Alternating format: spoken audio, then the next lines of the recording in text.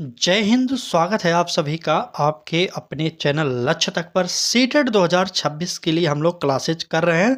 तो चलिए क्लास को स्टार्ट करते हैं। और आज की हमारी क्लास होने वाली है हिंदी पेडागोजी के अंतर्गत जितने भी प्रश्न सितंबर 2016 में पूछे गए थे वह हम आज देखने वाले हैं। और यह पेपर जो है प्राथमिक स्तर का है, सितंबर 2016 का। तो क्लास को पूरा जरूर देखिएगा। यहाँ से प्रश्न ऐसे ऐसे पूछे गए हैं कि हम आपको उसमें से कई ट्रिक बता देंगे जो आपके आने वाले परीक्षाओं में काम देगा। तो चलिए क्लास को स्टार्ट करते हैं और आराम से देखिए और परीक्षा पैटर्न को इस क्लास के अकॉर्डिंग समझ लीजिएगा कि किस प्रकार का हमारा परीक्षा पैटर्न रहने वाला है। देखते हैं पहला प्रश्न क्या कह रहा है। पहले प्रश्न में कहा जा रहा है कि भाषा शिक्षण के संदर्भ में बाल साहित्य का उद्देश्य है। क्या उद्देश्य है? ए ऑप्शन कह रहा है बच्चों को जीवन शैली कौशल सिखाना। बी ऑप्शन कह रहा है बच्चों को भाषा के नियमों की जानकारी देना। सी ऑप्शन कह रहा है बच्चों को उत्साही पाठक बनने के लिए प्रोत्साहित करना। और डी ऑप्शन कह रहा है बच्चों को साहित्यिक विधाओं से परिचित करवाना। चलिए जल्दी से कमेंट करिए और उत्तर बता दीजिए कि पहले प्रश्न का उत्तर क्या होने वाला है। तो यहाँ पर भाषा शिक्षण के अंतर्गत बाल साहित्य का उद्देश्य पूछा जा रहा है। तो ए ऑप्शन क्या कह रहा है बच्चों को जीवन कौशल सिखाना। बिल्कुल नहीं, यह नहीं होगा उत्तर। बच्चों को भाषा के नियमों की जानकारी देना, बाल साहित्य के द्वारा ही इसका जानकारी दिया जाए, ऐसा भी बिल्कुल नहीं। हमारा उत्तर जो होने वाला है वह है बच्चों को उत्साही पाठक बनाने के लिए प्रोत्साहित करना। हमने अपनी पिछली क्लास में आपको बताया था कि बाल साहित्य मतलब क्या होता है जानते हैं? उस किताब में रंग बिरंगे चित्र दिए होते हैं ताकि बालक उसके द्वारा कुछ सीख सके। ठीक है, तो इस प्रकार से हमारा जो उत्तर होगा, और जब रंग बिरंगी चीज़ें रहेंगी तो बालक उत्साहपूर्वक उस किताब को देखेगा, उत्साहपूर्वक पढ़ेगा, तब बालक सीख भी सकता है आसानी से।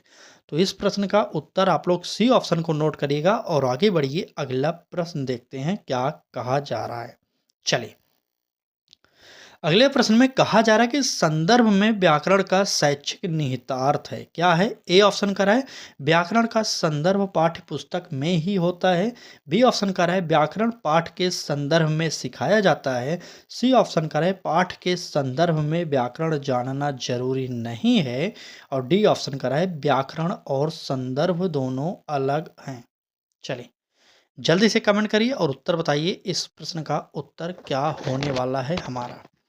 चलिए जल्दी बताइए संदर्भ में व्याकरण का शैक्षिक निहितार्थ क्या होता है। देखिए यहाँ पर पहला ऑप्शन कह रहा है कि व्याकरण का संदर्भ पाठ्य पुस्तक में ही होता है। हमने आपसे पहले ही बताया जहाँ पर ये शब्द उपयोग में आ जाए समझ लीजिए कि वो ऑप्शन गलत हो जाएगा। ठीक है, इसलिए हमारा पहला ऑप्शन कट जाएगा।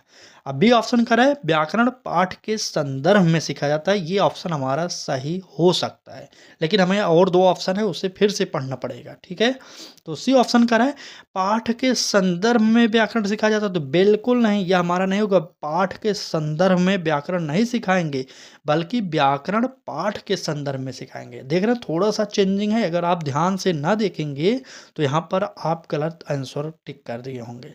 ठीक है, और डी ऑप्शन कह रहा है व्याकरण और संदर्भ दोनों अलग हैं। तो ये हमारा सही नहीं होगा, हमारा बी ऑप्शन करेक्ट हो जाएगा। यही हमारा सही है। क्यों? क्योंकि व्याकरण पाठ के संदर्भ में सिखाया जाता है। इसलिए इस प्रश्न का उत्तर जो होने वाला है वो होने वाला है बी ऑप्शन सही। ठीक है, चलिए आगे बढ़ते हैं। अगला प्रश्न देखते हैं क्या कह रहा है अगले प्रश्न में। अगले प्रश्न में कहा जा रहा है कि बच्चों को कहानी सुनाने की उपयोगिता सिद्ध होती है। किस प्रकार से सिद्ध होगी? ए ऑप्शन कह रहा है कहानी कहने के तरीके। बी ऑप्शन कह रहा है कहानी में गुथे हुए नैतिक मूल्यों के आधार पर। सी ऑप्शन कह रहा है कहानी से मिलने वाली ज्ञान विज्ञान की जानकारी द्वारा। और डी ऑप्शन कहानी से मिलने वाली सीख द्वारा। चले जल्दी से कमेंट कर दीजिए और उत्तर बता दीजिए कि इस प्रश्न का उत्तर कौन सा सही होने वाला है हमारा। चलिए तो बच्चों को कहानी सुनाने की उपयोगिता कब सिद्ध होगी? तो ए ऑप्शन में क्या कह रहा है कहानी कहने के तरीके से। क्या कहानी कहने का तरीका अगर अच्छा होगा तो कहानी का जो उपयोगिता होगी वह सिद्ध हो जाएगी? तो बिल्कुल नहीं, यह हमारा गलत हो जाएगा। ठीक है, ये हमारा गलत हो जाएगा। अब बात करें बी ऑप्शन में कह रहा है कि कहानी में गुथे हुए नैतिक मूल्यों के आधार पर। तो क्या यह हमारा ऑप्शन सही हो सकता है? चलिए तो बिल्कुल नहीं, यह हमारा गलत हो जाएगा। सी ऑप्शन कह रहा है कहानी से मिलने वाली ज्ञान विज्ञान की जानकारी। कहानी से क्या हमेशा ज्ञान विज्ञान की जानकारी ही प्राप्त होती है, तो इसलिए हमारा यह भी ऑप्शन हमारा गलत हो जाएगा। अब जो डी ऑप्शन बचा यही हमारा सही हो जाएगा। कैसे? कहानी से मिलने वाली सीख द्वारा, यही हमारा ऑप्शन सही हो जाएगा। ठीक है, ये याद करिएगा।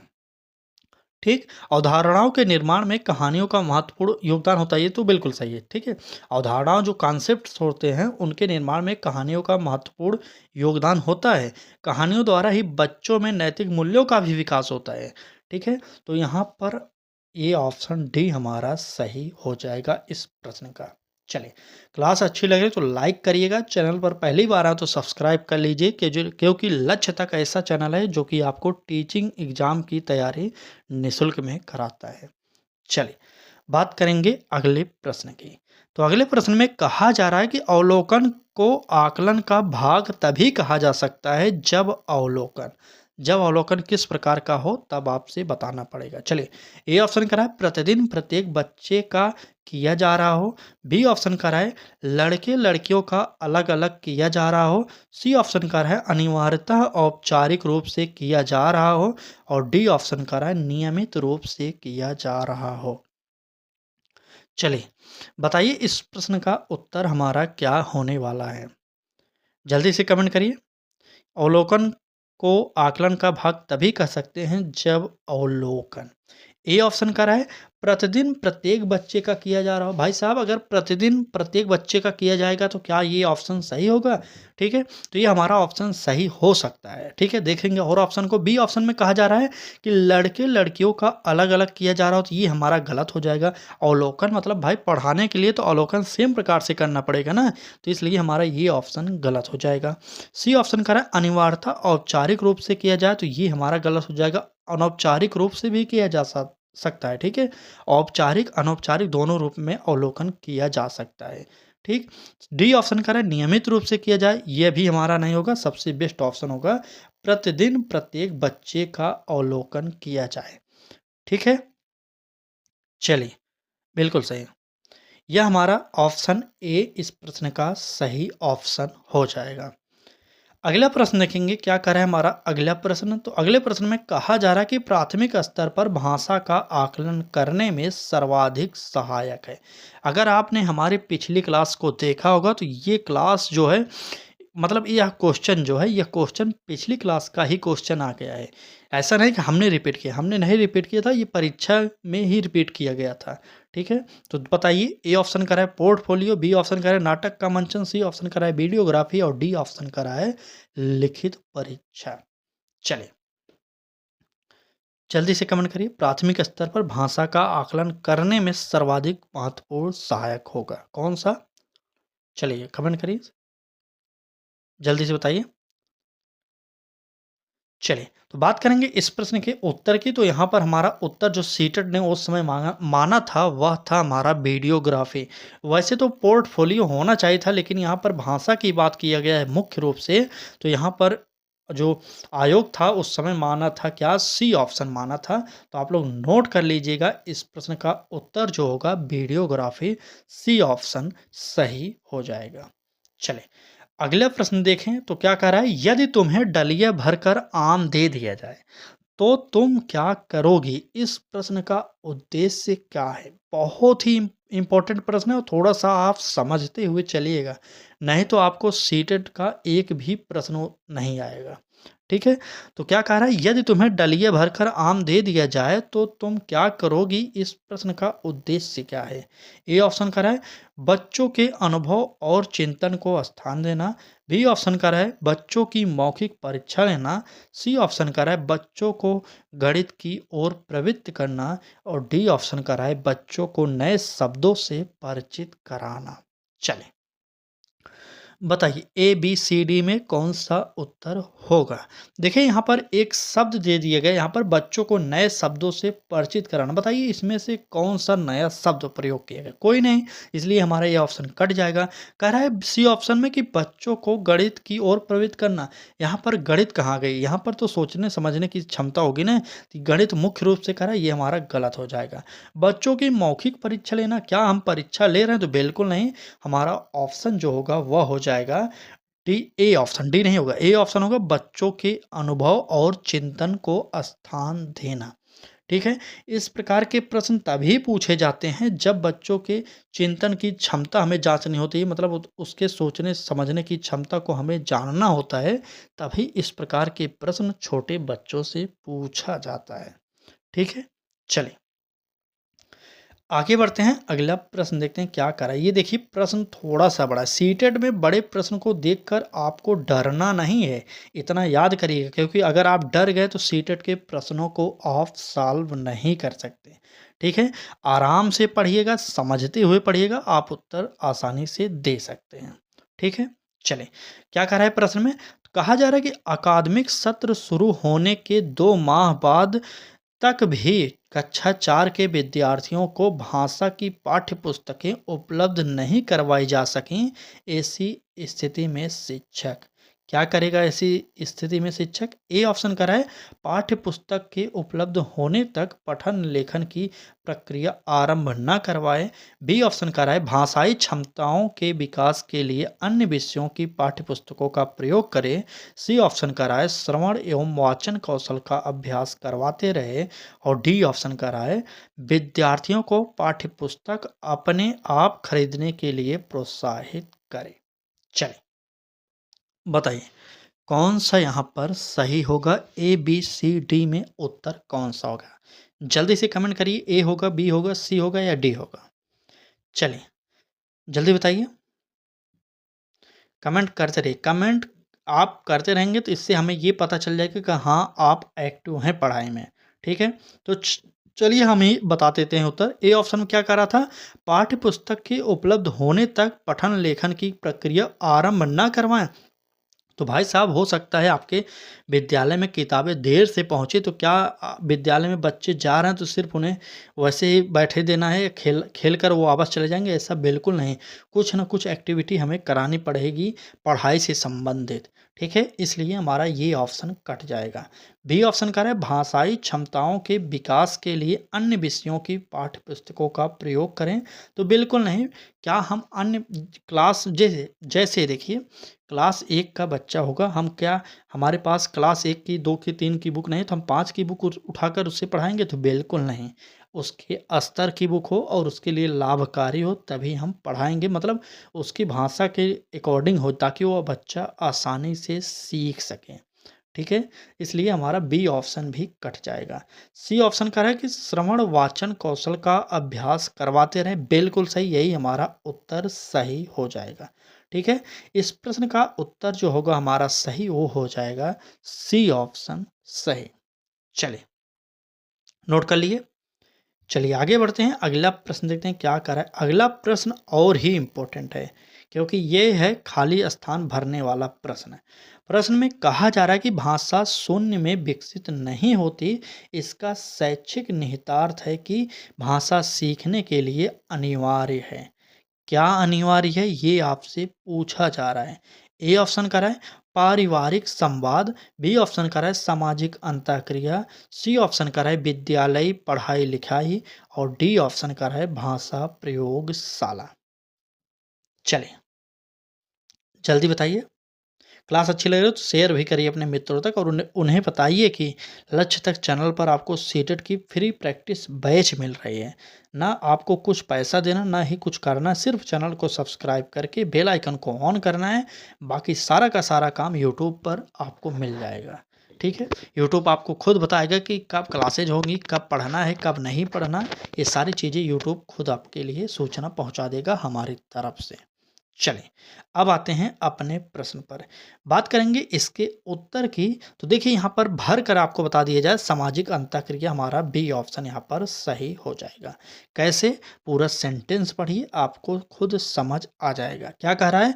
भाषा शून्य में विकसित नहीं होती। इसका शैक्षिक निहितार्थ है कि भाषा सीखने के लिए सामाजिक अंतःक्रिया अनिवार्य है। ठीक है? तो सामाजिक अंतःक्रिया अनिवार्य होगी, इसलिए इस प्रश्न का जो उत्तर है वह हो जाएगा बी ऑप्शन हमारा सही।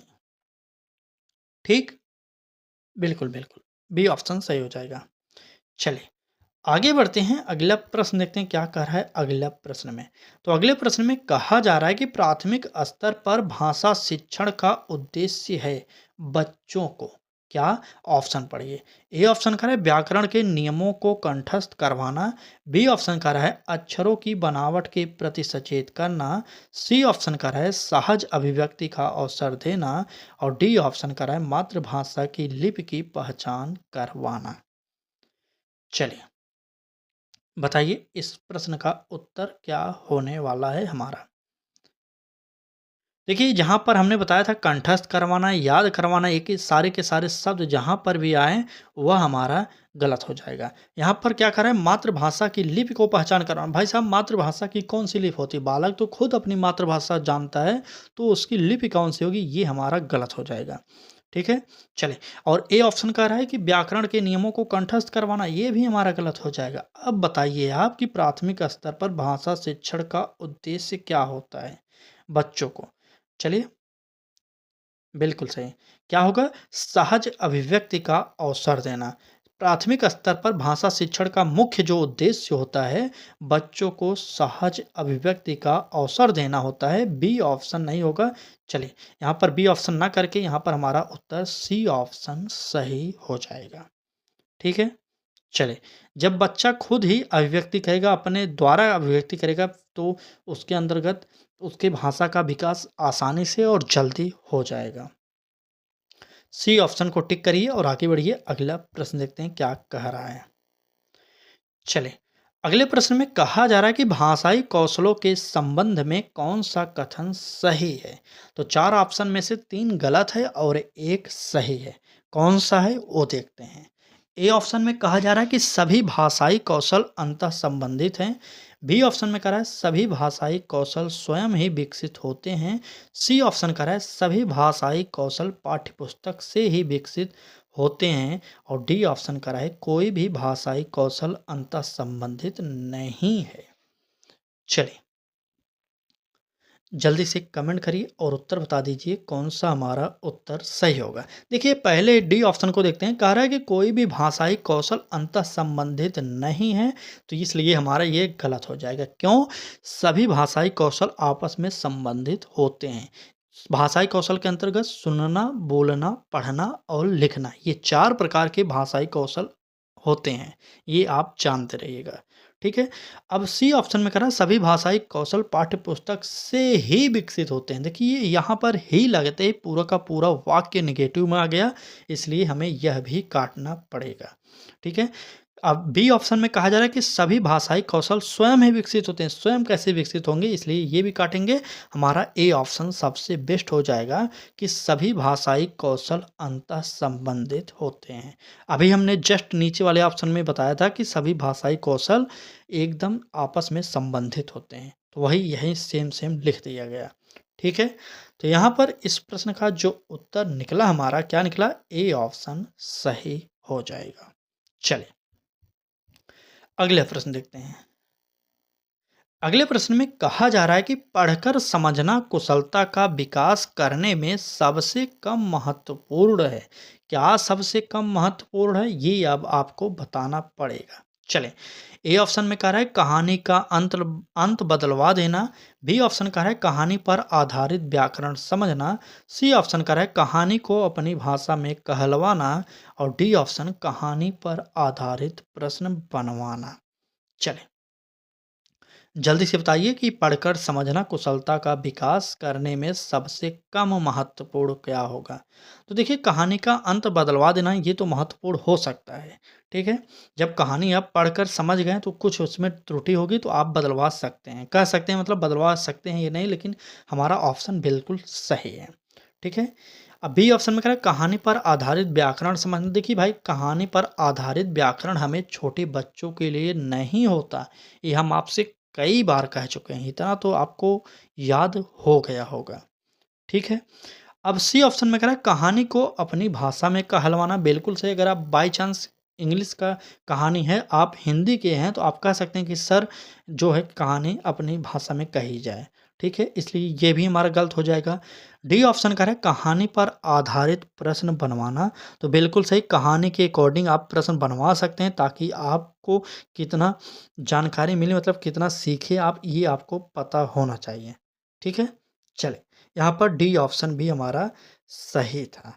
तो यहाँ पर जो उत्तर निकलेगा हमारा बी ऑप्शन, क्योंकि यहाँ पर हमें निगेटिव चुनना था, क्योंकि यहाँ पर कहा गया सबसे कम महत्वपूर्ण। तो सबसे कम महत्वपूर्ण क्या है? व्याकरण वाला, बी ऑप्शन। ठीक, बी ऑप्शन को सही करिए और आगे बढ़िए। अगला प्रश्न देखते हैं क्या कह रहा है। अगले प्रश्न में कहा जा रहा है कि भाषा सीखने में शब्दकोश का बहुत महत्व है। निम्नलिखित में से शब्दकोश का सबसे कम महत्वपूर्ण उपयोग कौन सा है? ए ऑप्शन में कहा जा रहा है वर्णों का क्रम जानना। बी ऑप्शन कह रहा है किसी शब्द का अर्थ जानना। सी ऑप्शन कह रहा है किसी शब्द का समानार्थी शब्द जानना। और डी ऑप्शन कह रहा है किसी शब्द की सही वर्तनी जानना। चलिए, कमेंट कर दीजिए और उत्तर बता दीजिए कौन सा यहाँ पर हमारा उत्तर सही होने वाला है। चलिए जल्दी कमेंट करिए। चलिए बताइए कौन सा उत्तर हमारा होने वाला है। तो यहाँ पर सबसे कम महत्वपूर्ण को बात किया है, तो देखिए किसी शब्द का अर्थ जानना, ये तो हमारा सही होगा। किसी शब्द का समानार्थी जानना, ये भी सही हो जाएगा। किसी शब्द की सही वर्तनी जानना, तो ये तीनों इम्पोर्टेंट है। लेकिन सबसे कम जो इम्पोर्टेंट है वह है वर्णों का क्रम जानना। ठीक है, वर्णों या अक्षरों का क्रम जानना, तो यही सबसे कम इम्पोर्टेंट है। इसलिए हमारा इस प्रश्न का जो उत्तर होगा वह हो जाएगा ए ऑप्शन सही। ठीक, चलें। उम्मीद करते हैं आपको क्लास अच्छी लग रही होगी। क्लास अच्छी लग रही हो तो आपने अभी तक क्लास को लाइक ज़रूर किया होगा। अगर क्लास को लाइक कर दिए हैं तो अपने मित्रों तक शेयर भी ज़रूर करिए, क्योंकि सीटेट की फ्री प्रैक्टिस बैच आपको यूट्यूब पर हम प्रोवाइड कर रहे हैं। और आपको इतना तो करना ही पड़ेगा कि अपने दोस्तों तक इस क्लास को शेयर ज़रूर कर दें। ठीक है, आने वाले समय में हम आपको topic wise practice set provide करेंगे सिलेबस के अकॉर्डिंग, प्लस मॉडल पेपर और मैराथन क्लासेज भी हमारे चैनल लक्ष्य तक पर आपको सीटेट के लिए मिलेंगे। ठीक है, चलें आगे बढ़ते हैं। अगला प्रश्न देखते हैं। अगले प्रश्न में कहा जा रहा है कि जब बच्चे भाषा से भिन्न कोई विषय पढ़ते हैं तो वह क्या करते हैं? ए ऑप्शन का है साथ साथ भाषा भी सीखते हैं। बी ऑप्शन का है साथ साथ परीक्षा की तैयारी भी करते हैं। और सी ऑप्शन केवल अवधारणा ही बना पाते हैं। और डी ऑप्शन केवल विषय ही पढ़ते हैं। चलिए जल्दी बताइए। जब बच्चे भाषा से भिन्न कोई विषय पढ़ते हैं, देखिए यहाँ पर दो ऑप्शन ऐसे हैं जो इसमें केवल लग गया, तो ये दोनों हमने काट दिया। क्यों काट दिया? अब आप पढ़ेंगे केवल विषय ही पढ़ते हैं, बिल्कुल नहीं। विषय पढ़ने के अलावा कुछ और सीखते भी हैं और केवल अवधारणा ही बना पाते हैं, तो यह भी हमारा गलत हो जाएगा। साथ साथ परीक्षा की तैयारी नहीं करते, क्योंकि छोटे बच्चे सीखने के लिए करते हैं, परीक्षा देने के लिए नहीं करते तैयारी। ठीक है, तो यहाँ पर हमारा बी ऑप्शन भी कट जाएगा। अब जो ऑप्शन ए बचा, साथ साथ भाषा भी सीखते हैं, यही हमारा ऑप्शन सबसे बेस्ट होगा और यही उत्तर हमारा सही भी होगा। ठीक है, तो यहाँ पर इस प्रश्न का उत्तर क्या निकला? ए ऑप्शन हमारा सही हो जाएगा। चलिए, आज की इस क्लास में बस इतने ही प्रश्न थे, क्योंकि आपको पता होगा कि सीटेट के द्वारा हिंदी पेडागोजी के 15 प्रश्न ही पूछे जाते हैं और 15 प्रश्न जो पूछे जाएंगे अलग से वह होंगे पैसेज के। ठीक है, तो आपको इतना तो पता होगा गद्यांश और पद्यांश मिलाकर 15 नंबर पूछा जाता है आपको पैसेज, और हिंदी पेडागोजी के प्रश्न 15 रहते हैं। ठीक है, तो चलिए क्लास अच्छी लगी हो तो जुड़ जाइए हमारे साथ, चैनल को सब्सक्राइब करिए और बेल आइकन को ऑन कर लीजिए और जुड़ जाइए हमारे फ्री प्रैक्टिस बैच से। डेली सुबह आपको क्लासेस प्रोवाइड की जा रहे हैं, शाम को भी क्लासेस प्रोवाइड की जा रही हैं, जिसके द्वारा आप तैयारी अच्छे से कर सकते हैं, वो भी फ्री में। तो चलिए कमेंट करके ज़रूर बताइएगा क्लास आपको कैसी लगी। आज की क्लास में बस इतना ही, बाकी कल फिर मिलेंगे एक नए क्लास के साथ, तब तक के लिए धन्यवाद।